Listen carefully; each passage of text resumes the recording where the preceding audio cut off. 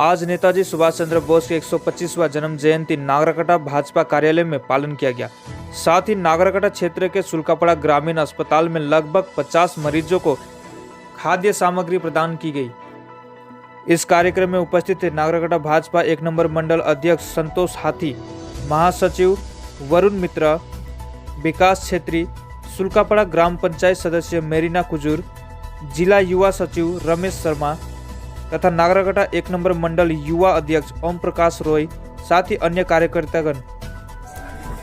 आज हम लोग भारतीय जनता पार्टी की तरफ से नागरकटा मंडल 1 की तरफ से 125वां सुभाष चंद्र बोस का जन्मतिथि के अवसर पर हम लोगों ने उनको दीप प्रज्वलित किया। उसके बाद हम लोगों ने यहाँ आकर हमारे जितने भी पेशेंट थे, जितने भी बीमारी लोग थे, उनको सबको हम लोग उनके जितना भी कार्यकर्ता के हाथों से हम लोगों ने उसको फल डिस्ट्रीब्यूशन किया।